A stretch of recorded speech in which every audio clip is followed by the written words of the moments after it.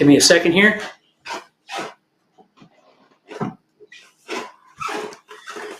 Check 1, 2, check, check. Okay. If you can see me and you can hear me okay, welcome to our series here. I'm going to be doing some live workshops over the next week. These are called live blues guitar workshops. So we're going to be starting off doing some workshops on blues rhythm. That's what we're doing today. Hey, how you doing? Please let me know if you can hear me and see me okay. And I'll turn that down just a little bit more. And sorry about my studio. My studio is being renovated right now, so I'm actually just going live from my laptop. So hopefully you can hear me and see me okay. Hey, Roy. Hey, Dave. Hey, everybody. Let me know if you can see me and hear me okay. Awesome. Thank you. Great audio. Good. I'm glad. Okay, good. Okay, so what we're going to, awesome. Thank you, guys. So what we're going to be doing today, just so you know, today, Monday, I'm going to be going live every other day for the next Monday, Wednesday, Friday, Sunday, for the next 4 days. And what we're going to be doing is we're actually celebrating. I've got a guitar course coming out called Creative Blues Soloing, where I'm going to be talking about licks and phrasing and just skills overall that make your blues sound a little more authentic. So that's what we're going to be talking about. So if you get a chance to join me, again, every day at noon on, of course, today, but then Wednesday, Friday, and Sunday, we're going to be talking about various different skills, okay, to get your blues kind of where it needs to be. So what I want to remind you of is, again, I've got a course coming out from GuitarZoom, if you are familiar with GuitarZoom, Creative Blues Soloing. So there'll probably be a link somewhere in the description or something for you to check that out. I see it just popped up there on one of the things there. It says you'll learn licks and techniques used by famous blues guitar players so your blues solos sound authentic instead of like a scale. And that's always been the most important thing, is just trying to figure out how to make your music sound like music and not just like you're playing scales up and down. Now today, we're not going to be focusing on soloing. What I want to do today, and hopefully it won't bore any of you, but I do have to get some of the beginning stuff out because I've seen a lot of questions about some fundamental rhythmic things, and that's what I want to talk about today. So if you know a lot of this stuff, you can just bear with me for a little while, or maybe it'll still do you some good further down the road. And if you don't, I'm going to try and help you really understand a bit more about blues rhythm and the 12-bar blues and understanding some things like that, some chordal expansions. I saw some questions about that, so I'm going to do my best to get in there and do some of those, okay? Hey, Keith. Hey, Edison. Hey, John. Hey, everybody. Thank you so much for being here. Let's see here. Okay, so it says here, there's a link in the chat, in the description, where you can learn more about the course and get a special workshop discount and bonus guitar courses. Okay, so let's go ahead and get started here. So the first thing I want to do is let's just talk about blues rhythm. Now, blues is so different from other styles of music. When you say to somebody, hey, let's study rock, or let's study country, or let's study metal, or whatever it might be, the thing that makes blues so different is when you say, hey, let's jam some blues, there's already some parameters that are put in place that most musicians would understand. We don't know the whole thing until we start talking and figure it out. But we do understand that what we're really talking about more than likely is a progression called the 12-bar blues. And it may not be exactly that. It would be something based off of that. And it's going to be based off 3 chords, what we call the 1, 4, and 5 chords. And that's what I want to do, is I want to start off, and again, I apologize if you know some of this stuff, but I really do want to start at the beginning and make sure everybody's got a handle on this, okay? So I don't want to leave anybody hanging, okay? So here's what we do, is when we're talking about blues, the first thing we need to understand is that blues, for the most part, begins by being based off 3 chords. The 1 chord, the 4 chord, and the 5 chord. Now, what does that mean? Well, let's say we're in the key of C, and we're not going to worry about, sharps and flats and all those things. I don't want to get into all of that right now. I'm going to keep it as easy as I possibly can, okay? But let's think, if I was talking about the key of C, my notes, my chords would be C, D, E, F, G, A, B, and C. And some of those are major and some of those are minor. And again, we're not going to get all crazy with that right now. I just want to keep this nice and easy if you've never thought about this before, okay? So 1, 4, 5, what I'm doing is if I'm in the key of C and my notes, my chords are C, D, E, F, G, A, B, C. Because remember, music only goes A, B, C, D, E, F, G. There's no H or Q or something. So if I start on C, I'm going, think about a piano if you know a piano. If you don't, it's okay. But I'm playing C, D, E, F, G, A, B, and then C all over again. So what 1-4-5 is taking the first chord, the fourth chord, and the fifth chord of that key and playing those chords. So if we think about it, if I was in the key of C, I have C, D, E, F, and G. So C, F, and G would be my 1, 2, 3, 4, 5. C, D, E, F, G. So C, F, and G. Now those three chords could be played here.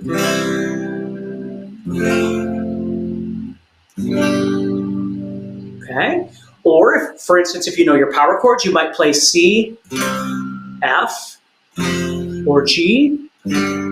Or if you know your bar chords, you might play C major, F major, G major. Or if you knew your 6-string C chord up here, you might play C major, F major, and G major. So there's lots of different places on the guitar that you could play these three chords. Okay, so why do we say 1-4-5 instead of saying C, F, and G? Well, the reason is 1-4-5 doesn't dictate a particular key. Okay, if I tell you, hey, we're going to play some blues in the key of A, you already know to think, well, what's the 1-4-5 in the key of A? A, B, C, D, E. A, D, E. Okay, now, for those of you that might be kind of familiar with this, okay, the 12-bar blues, okay, you might be saying to yourself, well, are there other kinds of blues? Yes, there's 8-bar blues, and sometimes with 12-bar blues we use different chords. Again, there's no absolutes to music at all, but if we start with understanding a basic structure, we can then go off and we can start elaborating a bit more from there, okay? So if we think about this 12-bar blues now 12-bar meaning 12 measures, 12 measure blues, and it consists at this point of a 1-4-5 in whatever key we want to be in. Okay, so think about this. If we want to do a 12-bar blues in the key of A, well then we think, well, what's 1, 4, and 5, right? So A, B, C, D, E, A, D, and E. Now you might play A here, and D here, and E here, or you might play your A here, power chord, bar chord, whatever. Again, we're going to get into those in a little bit. A, D, and E. Yes, this is live, Truth Guitar Method. This is live. No, well, I don't know if you want to call it a premiere, but I'm live right now, sitting in my my dining room at home because my studio is being renovated. So I'm on my laptop right now. Okay. So anyway, if that makes sense, let me show you something. I want to make sure I still have this up before I do this here. Give me a second here. There we go. Okay. Okay, let me show you something real quick, okay? So I'm going to share my screen, hopefully. All right, here we go. Now let me know if you can see this, okay? Just let me know if you can see this. It says 12-bar blues, and then you'll see 12 measures, okay? Now those 12 measures, you'll see above each one of those measures, there's a 1, Roman numeral number 1, a Roman numeral number 4, and a Roman numeral number 5, okay? Is this the same as a Facebook Live? Yes, I do believe so. No screen? You can't see the screen? Oh, no. Okay, well, let's try this then. It says it was sharing, but it's okay if you can't see it. Let me do it this way. Okay, what I want you to imagine is we have 3 groups of 4 measures. 4, 4, and 4. It's okay, we don't need the screen. I can explain it to you just like this, okay? So 4, 4, and 4. So 4 measures, 4 measures, and 4 measures. Oh, so some of you saw the screen and some of you didn't, but it's okay. We don't need it. Okay, so that's our 12 measures. We have 3 sequences of 4 measures. Now, the top 4, what we're going to do with those top 4 measures is we're going to play a 1 chord for all 4 of those measures. Okay, so 1 chord in the first measure, 1 chord in the second measure, 1 chord in the third measure, and 1 chord in the fourth measure. Okay, when we get to the next 4 measures, what we're going to do is for 2 of those measures, we're going to play a 4 chord, and then 2 measures, we're going to play a 1 chord. So if you've got a piece of paper, you could write down 4 measures, just 4 lines, and write 1, 1, 1, 1, and then write 4 more lines for the middle section and write 4, 4, 1, 1.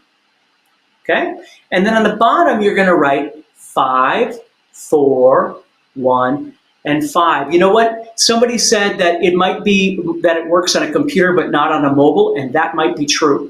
Okay, so what I'm going to do is I'm going to share it again, and if you can't see the screen, It's okay. I'm going to come back in just a minute and I'm going to keep going with this. But if you can see it, I want you to take a look. If you're on a laptop or a computer or something, you might be able to see that. Okay? Do you see how it says 1, 1, 1, 1? And then the next 4 measures, it says 4, 4, 1, 1. And then the last 4 measures, it says 5, 4, 1, 5. Okay? All right, so now I've stopped sharing that, so we'll come back, and it's okay if you can't see it, okay? It's all right. Okay, so we've got, let me type it in here. Somebody had a really good idea. So your first 4 would be 1, 1, 1, 1. There you go. And then 4, 4, 1, 1. And then 5, 4, 1, 1. Okay? So what that means is for 12 measures, the 12-bar blues, what we're going to do is we're going to play that sequence, and we're going to choose whatever key we want to play in. So let's say we wanted to play in the key of A. And let's say the only thing you knew how to play were some open chords. You didn't know bar chords or power chords yet, okay? So let's say we're going to start with just an A chord, that's our 1. Our D chord, which if we count up A, B, C, D, it would be our 4 chord, okay? And then 5 would be E. Okay, Rishi, you said, I thought you said 1, 4, 5, 4, 1, 5. We're going to come back to that in just a second, Rishi, okay? Because we can play different things, and I'll get into that. So don't worry, I'm going to answer your question on that in just a second. Okay, so I've got 1 for a measure, okay, or for 4 measures, excuse me. So let's say I give it a rhythm now. So what I'm going to do is I'm going to choose either a straight rhythm to play, or I'm going to choose what we call a swing or a shuffle rhythm. So do this with me. If you have your guitar, and if you don't, it's okay, but if you've got your guitar with you, what you can do is take this A chord, and you can play like this. 1 and 2 and 3 and 4, and that would be a measure. We're going to do that for 4 measures. So 1 and 2 and 3 and 4 and 1 and 2 and 3 and 4 and 1 and 2, and you get the idea, right? So I do that for 4 measures, okay? Then what I'm going to do is for the next 4 measures, I'm going to go to D for 2 measures, and then A for 2 measures. So I get D, and D, and then I go back to A,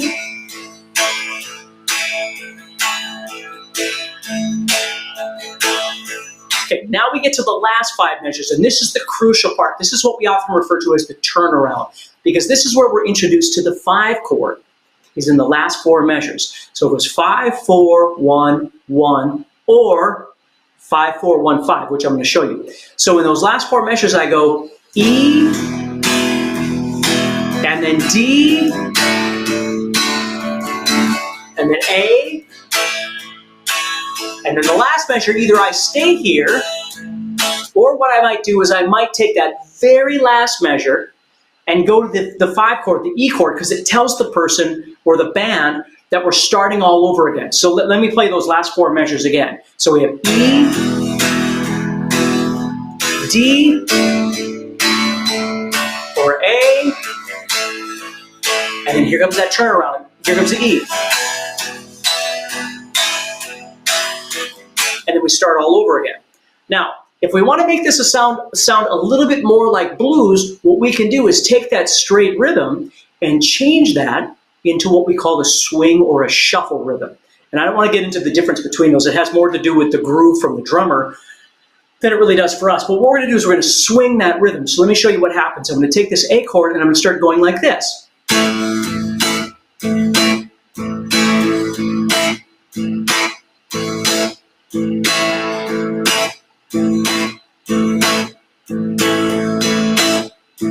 Here comes my 4 chord.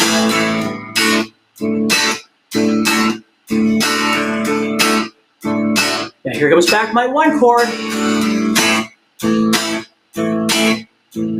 Now here comes my 5, 4, 1, 5 at the end. Here we go.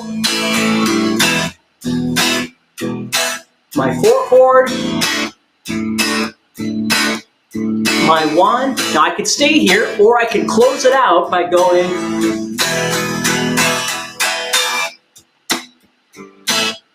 And I start all over again. And that 12 measure or 12 bar sequence gets repeated over and over and over. So the unique thing, as I said in the beginning about blues, is that the band knows the progression. You know, if you say rock could mean anything from, you know, the Rolling Stones to God knows what, right? It could be anything in between. But when you say blues, again, blues can be lots of things too, but generally blues is going to be based around this idea. And then, you know, what I always tell people is there's two different things. There's blues and there's bluesy, right? If we listen to AC/DC for the most part is bluesy. They're not blues. Now they have a couple of songs that use 12-bar blues, like Rocker is pretty much based off of blues progression. I'm trying to think of some other ones. I think Ride On is based off of 12-bar blues. I can't remember exactly, but most of their songs, like Highway to Hell, whatever it might be, aren't blues, but they're bluesy, right? But then you get bands like, maybe it's Stevie Ray Vaughan, or maybe it's B.B. King, or maybe it's ZZ Top, right? Where they have some stuff that's bluesy and they have some stuff that's blues. Led Zeppelin. There you go, Joe. Led Zeppelin is very bluesy. Not always, right? Not always, but a lot of times they are. So what we're talking about here is a progression that is blues, not just bluesy, but it really is the 12-bar blues. It's the stem of blues. Okay? And what we want to do is understand that before we get into soloing over the next 3 sections. I want to make sure that you understand this, because when you go to solo over 12-bar blues, you want to know, obviously, number 1, what key it's in, number 2, what groove it has, right? Is it a straight rhythm or is it a kind of a swing groove? Because that's going to play into the way that you solo. And certainly, what key is it in, if I didn't already say that, okay? So, because the key will tell us what chords that we're using. And we're going to get into that. Chuck Berry, there you go, Rishi. Chuck Berry would be a perfect example. When you hear like a...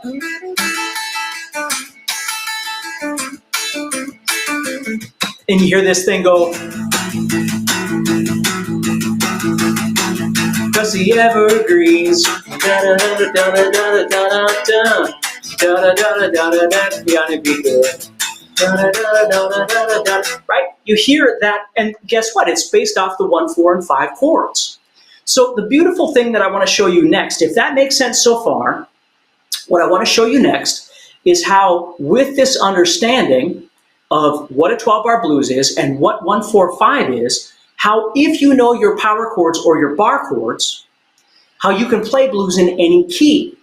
Okay? So if you know your power chords or bar chords, whichever ones, and I would strongly recommend you learn them both if you haven't already.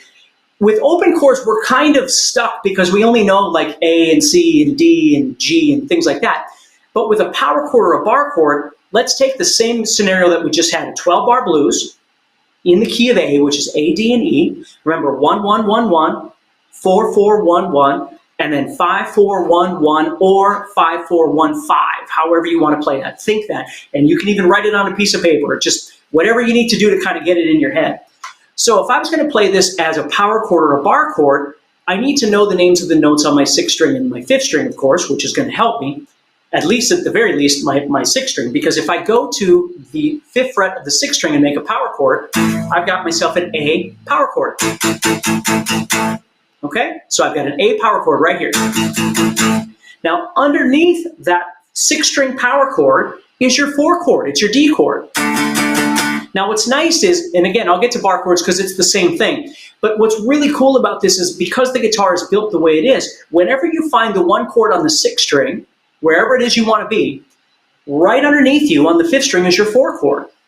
So if you're in the key of A, this is your 1, and this is your 4, which again, if we're in A, B, C, D, this is A, and this is D. Okay? If you want to be in the key of G, we'd move over to G. Here's your 1, and here's your 4. G, A, B, C. G, and C. So you'd be able to play the 1, 4, 5, which I'm going to show you in a second here, quicker than you could probably count it, because all you have to do is find the 1 on the 6th string, and the 4 is always located underneath you on the 5th string. Hey, Marcelo, I see he says, hi, Steve from Argentina. Hey, Marcelo. So we got 1, 4. Well, then 5 is located just 2 frets higher on the 5th string from wherever the 4 was. So if we're on 1, 4, and move 2 frets higher, we've got 5. 1, 4, 5. So you create this little L shape. 1, 4, 5. If I want to be in the key of G, 1, 4, 5. If I want to be in the key of F sharp, I could go to F sharp, 1, 4, 5. It's always going to look the same on the guitar when you start on the 6th string like that. Hopefully that makes sense to you, okay? So now let's expand that out into bar chord territory. And then what we're going to do today, and this is what I want to make sure and get through before we end today, is expanding your bar chords to make them sound more bluesy. That's really the point today. So we understand 12-bar blues now. We understand 1, 4, 5 and what that really means, okay? Referring to the 1st, 4th, and 5th chords in whatever chord or whatever key we're in, okay? Now we understand that if we play this in power chord or bar chord form, we could play it in all 12 keys. So if somebody said to you, hey, we're going to do 12-bar blues in the key of B flat, you don't have to panic. You can go, oh, B flat. Okay, so there's B flat. 1, 4, 5. 1, 4, 5. Okay? Hopefully that makes sense. All right, so now let's expand these into bar chords for those of you that have already started doing your bar chords or maybe have been doing them for years, right? So I've got an A major bar chord, a D major bar chord, and an E major bar chord. I'll come back to 8-bar blues in just a second here, okay? So 1, 4, 5, okay? A, D, and E. So those are my major chords. The first thing that I want to do to these chords to make it sound more bluesy is I want to convert all 3 of these chords into what we call dominant 7th chords, which means you're adding in the minor 7th of the scale, if you know what that is. If you don't, here's a really easy way to think of it. If you're on an A chord, add in the note G, which is a whole step or 2 frets back from the root, which is A. You're going to add in the note G into that chord. So A is going to get a G, and the way I do that is I take my pinky off the guitar. I got my bar going here, so I had my major chord, I take that pinky off, and I get this dominant 7th chord sound.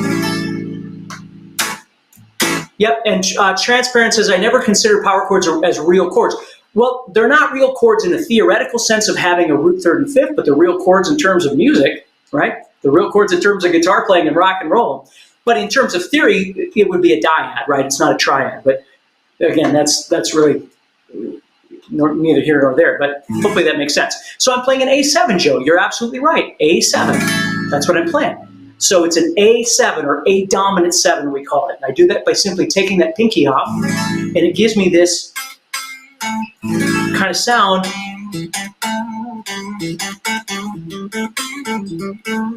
And it gives that a little bit more of a bluesy tone. Now, if I go to my 4 chord here, which is my D, which is my major bar chord, if you know that, okay? What I'm going to do is make that into a 7th chord by playing, starting on the 5th string, I'm going to play 5, 7, 5, 7, 5. And I do that by barring, and you're going to be able to watch this later, everybody. So if I'm going too fast, you're going to be able to watch the replay later. So don't worry about it, okay? You can always grab your guitar after work or whatever it is you're doing, and you can watch it a little bit later, okay? It's okay. So I've got my bar, I'm using my 3rd finger on the 4th string and my pinky on the 2nd string, okay? And there's the sound of my dominant 7th or my D7. And then if I move it up 2 frets, I get E7, okay? Now if I add a bit of that swing rhythm to this,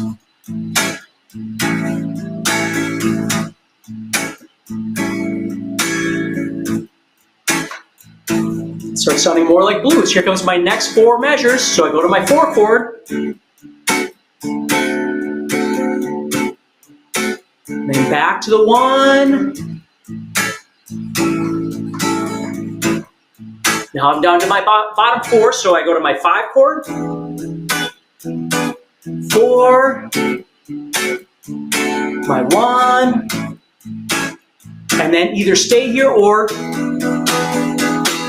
close it out by going back to that 5 chord. Okay? So that's a really easy way of taking your major bar chords and just simply turning them into 7th chords, or what we refer to as dominant 7th chords. Same thing, A7, D7, E7. And all of a sudden it begins to sound a little bit more like blues. Now someone had asked about 8-bar blues. So let me explain this. Gibran says, are all blues chords based on the 7th? They really are, because when you start playing major 7th chords,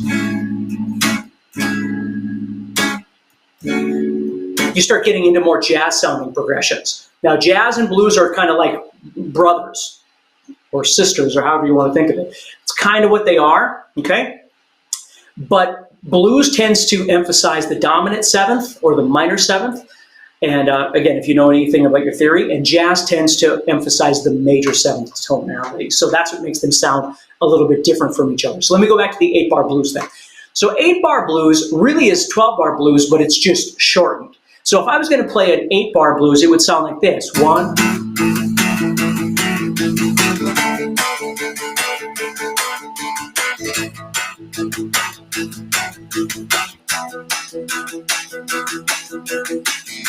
So the progression changes. A really great one to listen to, which I was used to use in my guitar lessons when I used to teach group classes and things like that, is Get a Haircut by George Thorogood. So if you think about it, when he says, let's see, there it is.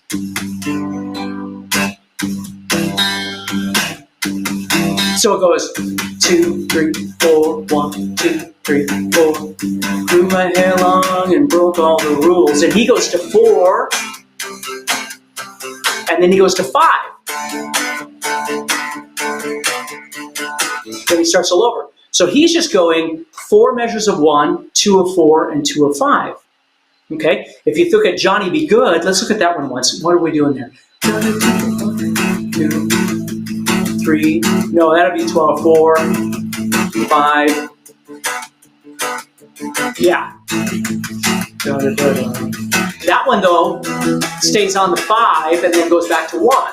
So it doesn't go 5, 4, 1, 5. It goes 5, 5, 1, 1. So the point, I'm not trying to confuse you. What I'm saying is the 12-bar blues can morph into different things. Like in Johnny Be Good, the last 4 measures isn't 5, 4, 1, 1 or 5, 4, 1, 5. Okay? It's 5, 5, 1, 1. That's what he does. Okay? I mean, that's okay. But again, let's just start with something concrete, and then from there what we can do is we can start learning how things morph and become something else, right? So we've taken the 12-bar blues, we've learned how it can become other things, for instance, like an 8-bar blues or maybe a 12 with a different 12 4-measure tag at the end, right? We figured out how we can play that as bar chords and move it wherever we want across the fretboard in any key, okay? So let's expand just a little bit more on these chords, and then what I'm going to do is show you something else that's super cool too, okay?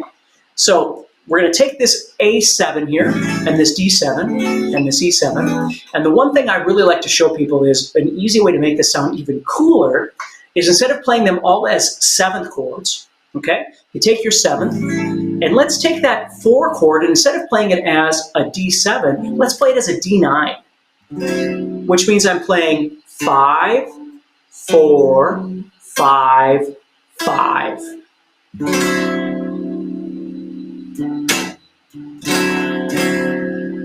You see that? And then back to my A7. So I'm going from A7 to my D9. Okay? And then back to my A7. And then when my 5 chord comes up, I'm going to go to E9, which is 7, 6, 7, 7. But I'm going to take that pinky and I'm going to kick it out 1 to the 8th fret. Now, someone in the Facebook group had asked about the sharp 9, so I want to make sure I tackle this. I'm sorry I don't remember which person asked, but I'm going to talk about this. So here's your E sharp 9. This is your Jimi Hendrix chord. And then back down to a regular 9, and then... And Lucas says, I don't understand those chords yet. That's okay. You don't have to understand them all yet. But again, this video is available to you when you get there. Here's the logical transition if you're just new to this stuff. Learn to play some blues in open chords. Just stay in the key of G or the key of A or whatever it might be. And maybe learn some 7th chords down there, like a G7 and a C7 and a D7 or something like that. You could easily just change up the open chords that you're working with. If you know your bar chords, then what you want to do is, and again, I'm using all major right now, but we will be talking about minor in just a second here. Okay? So I've got A7, which was just A major, but I took my pinky out. And then I went to this D9. Now, I could have went to D7, it would have been fine, but I really love the sound of that. And I love to take this D9, for instance, to do little things like slide. And And that's where you start getting into funkier stuff like Chili Peppers or Stevie Wonder or whatever it might be, is if you're playing.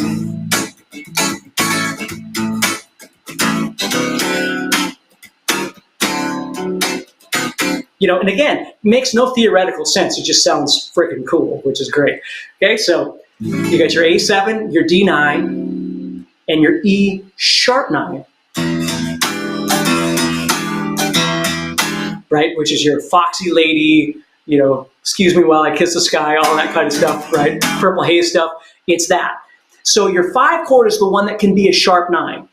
Your 4 chord functions better as a regular 9th, okay? And then your A7. So that's a really great way of just expanding these, okay? Once you've got your A7, your D9, your E sharp 9, whatever, or maybe you're just playing these all at 7ths, or could you use A diminished? Well, what I like to use, I'll use a different kind of diminished. Let me show you this for a second. So let's say I decided to take the A chord and turn that into a 9th chord. Okay, so now because it sounds kind of funky when I play it this low on the guitar. So I'm playing 5, 4, 5, 4, right? And instead of playing it that way, what I like to do is I'll drop off the 6th string. And sorry if I'm getting too far out there, but I just want to show you this. So I'll drop off the 6th string entirely. I won't even use it, and I'll play 4, 5, 4, 5. And it's still A, but I'm missing the root. And then I'll go to my D9, and then back.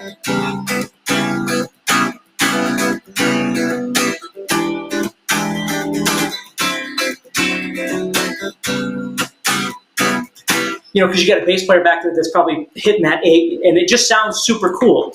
Now, again, I'm not trying to bury anybody with information. I just want to give you a lot of stuff because you're always going to be able to come back to this, and you're going to be able to watch this later if you need to. And I want to remind you, I've got a guitar course coming out called Blues Creativity. It's Blues Creativity, okay? Technically, it's called Creative Blues Soloing.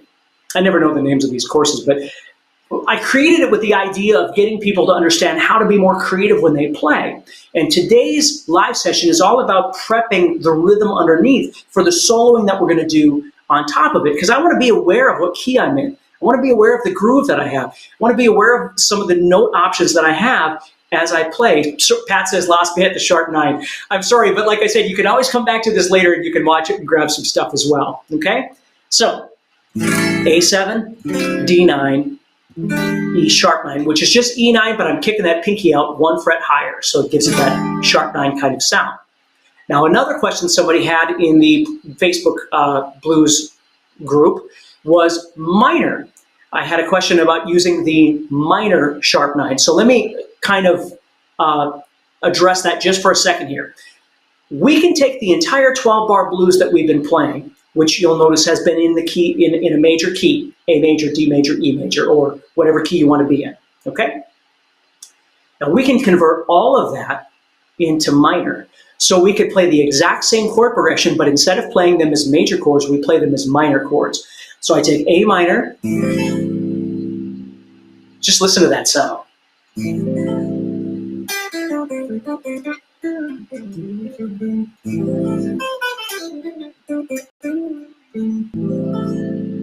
And then we go to the D minor. And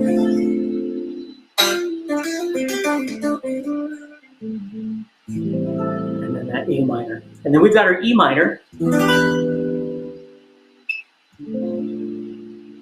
You see? Now what you'll notice is a regular A minor would look like this. Okay, if you know your bar chords, I'm playing an A minor bar chord, but if I take my pinky off, again, I'm making it an A minor 7, which makes it sound way more bluesy.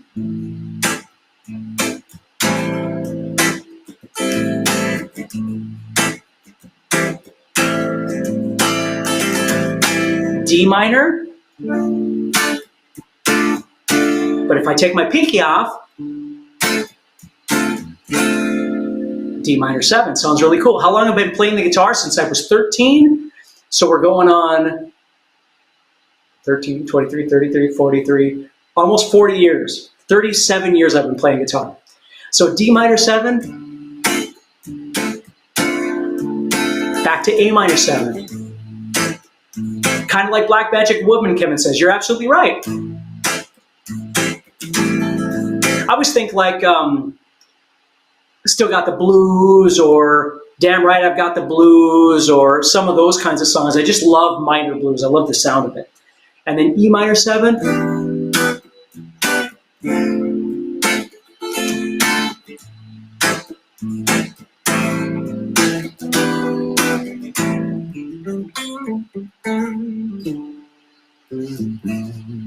Right? That whole thing, it sounds really cool. So that's a minor thing that you could focus on as well. But this got me thinking about the question in the Facebook group that sometimes what happens is blues artists will substitute the 5 chord, which again, when we were in major, we were playing them all major. When we were in minor, Thrill Is Gone. Thank you, that's a great one. When we're in minor, we're all playing them all minor. But what does happen sometimes is that you'll substitute a major 5 chord in the minor blues. So you could play this playing A minor, D minor, and E major, and you get this. I'll kind of speed it up here. So here's your 4 chord. Back to the 1 chord here, minor. Now listen here. I'm going to go to the 5 major.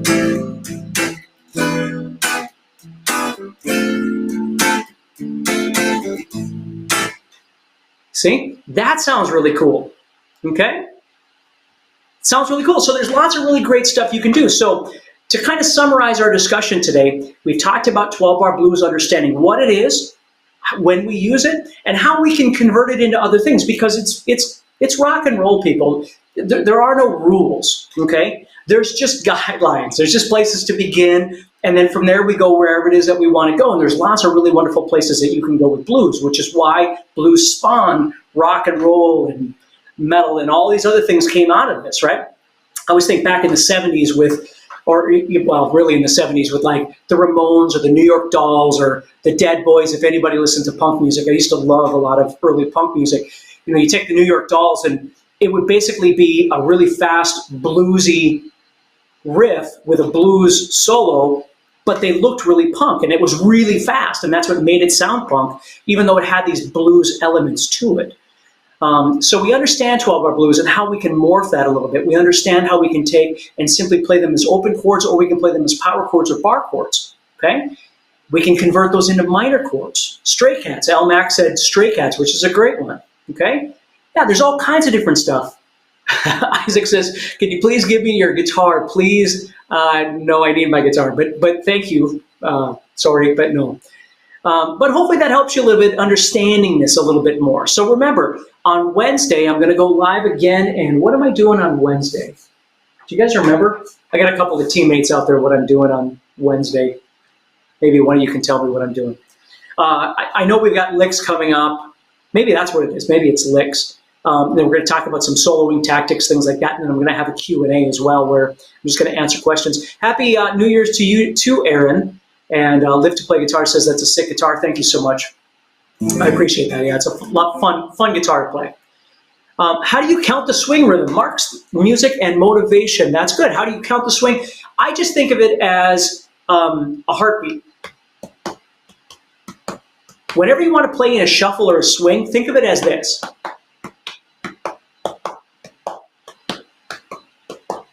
That's your rhythm.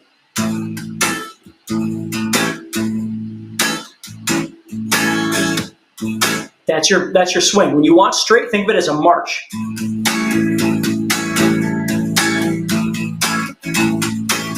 That's straight. It's marching, right? When you want to swing, boom, down, boom, boom, it's bum, bum, bum, bum, bum, bum. There's so many different ways we can approach rhythm, and that's a whole other conversation that we could certainly have, and I'm sure we will at some point. But hopefully that helps you a little bit. So everybody, please, please, please stay positive. We've moved into 2021. We want to keep playing. We want to keep having some fun. And you just got to keep your attitude positive. That's the most important thing. So please remember, at noon on Wednesday, 2 days from now, I'm going to go live again. And we're going to be talking about, again, I think it's licks. And then on Friday, we'll talk about soloing. And then I think it is. I can't remember for sure. And then on Sunday, I'll be doing a Q&A where you can ask me all sorts of questions. But hopefully, let's try and keep them blues related. If we start talking about, whatever other technique, that's great too. But I want to keep these focused on, and for those of you that had mentioned about Lexi Lejo dying, I know I heard the news this morning too. Very, very sad. And this is why, again, I tell you all the time, life is too short, and you have to be thankful for every single day that you get. Okay, it's easy to get frustrated by a million things out there in life. Certainly, social media doesn't help that. Okay, life is too short. You got to take advantage of every day. Be thankful, and that's what you got to do. That's the way I live my life. So, everybody, take care, stay positive, and remember, check out Creative Blues Soloing. There's a link. I know the guys have put up a link a couple of times here. Maybe they'll throw something up again for you guys. You can check it out.